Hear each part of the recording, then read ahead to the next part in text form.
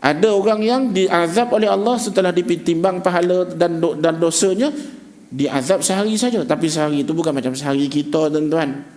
Sekarang sehari kita ni tak macam sehari, sejam biasa. Kejap, tutup dah hujung bulan November dah, nak masuk bulan Disember. Tutup meninggal. Tu yang bahaya. Sebab tu bahaya, sebab tutup tu lah yang kita tak sadar. Tahu-tahu aku dah meninggal lah.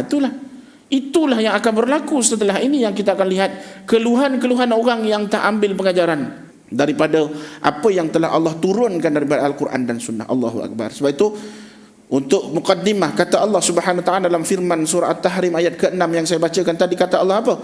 Wahai orang-orang yang beriman, kata Allah pesan kepada orang-orang yang beriman, qu anfusakum wa ahlikum nara.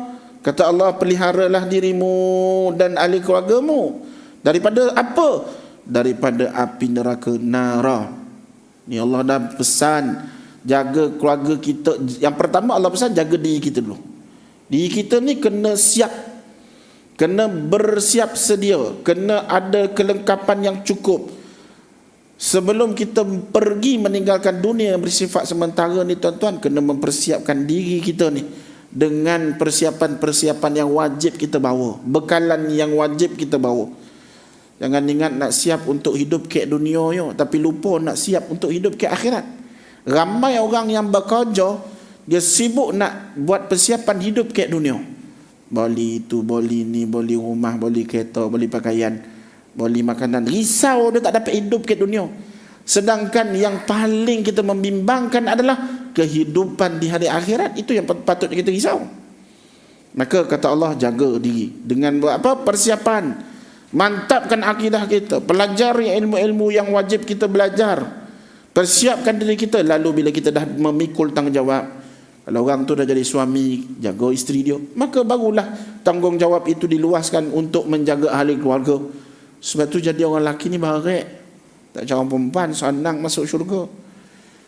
Kalau isteri, apa jalan dia nak masuk syurga? Cukup taat suami, settle. Dia jaga semayang, dia tak payah sembahyang sunat beria pun, dia tetap akan dapat masuk syurga.